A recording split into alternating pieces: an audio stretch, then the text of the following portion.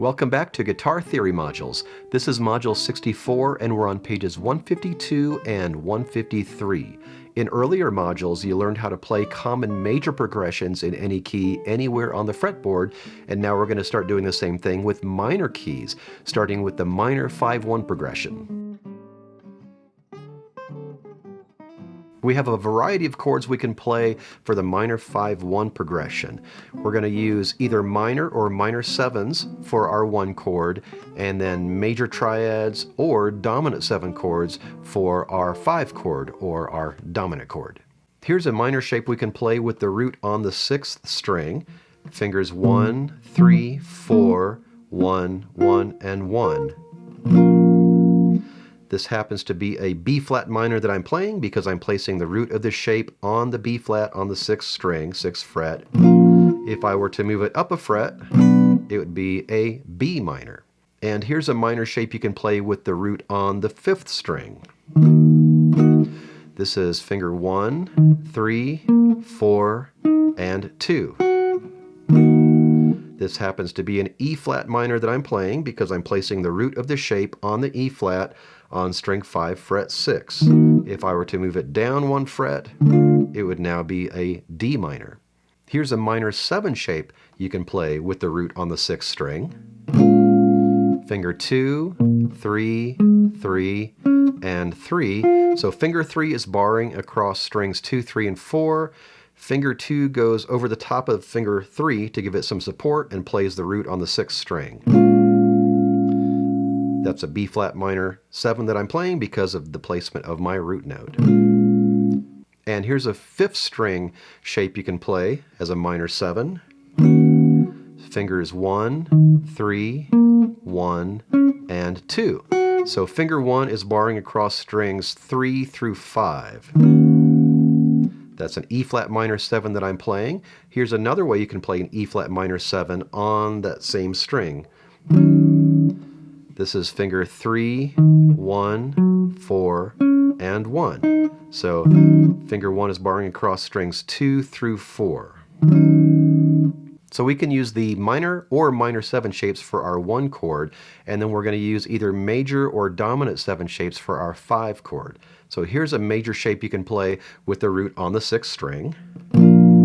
Finger 1, 3, 4, 2, and 1, and 1. So this is just a big old bar chord. That's a B flat major that I'm playing because of the placement of my root note. And here's a 5th string major shape you can play. Finger 1, and then 3, 3, 3. So finger 3 is barring across strings 2, 3, and 4. Here's another major shape you can play with the root on the 5th string. I'll play this as an E flat as well. Finger 4, 3, 1, and 2. And here's a dominant 7 shape you can play with the root on the 6th string. This is finger 1, 2, 4, and 3. And as I've been doing with the other chords, this is a B flat 7 that I'm playing because I'm placing the root of the shape on the B flat on the 6th string, 6th fret. And here's a dominant 7 shape you can play with the root on the 5th string. Finger 1, 3, 1, and 4. So finger 1 is barring across strings 3 through 5. That's an E flat 7 that I'm playing. You can also play an E flat 7 like this on the 5th string. This is my favorite way to play 5th string roots. That's 3, 2, 4, 1. And this one's shaped just like a C7 chord. The fretboard diagrams at the top of page 153 show how to find the tonic and dominant or 1 and 5 roots in relation to each other. If the root of your tonic chord is on the 6th string, the root of your dominant chord is going to be on the 5th string, 2 frets to the right. So there's your 1, your 5, or your tonic and dominant. And for our tonic or 1 chord, we're going to play either minor chords or minor 7 chords. And for our dominant or our 5 chord, we're either going to play major chords or dominant 7 chords. Now if the root of your tonic is on the 5th string, then the root of your dominant chord, or your 5, is going to be on the 6th string, same fret as your tonic. So there's your 1, 5, or tonic, dominant. And then either minor or minor 7 for your 1 chord, or major and dominant 7 for your 5 chord, or your dominant chord. At the bottom of page 153, we have this minor 1-5-1 playing exercise. What I'd like you to do is pick a few minor keys a day. You can choose from this list or take yourself through the circle of fifths. And let's choose the key of A minor for our example. And then find and play the root of your tonic and dominant chords, or your 1 and 5 chords, starting with your tonic based on the 6th string. And since we chose A minor, I'll start on this A here on the 5th fret of the 6th string. So you play 1 and 5. And make sure you name your notes. So that'll be A and E.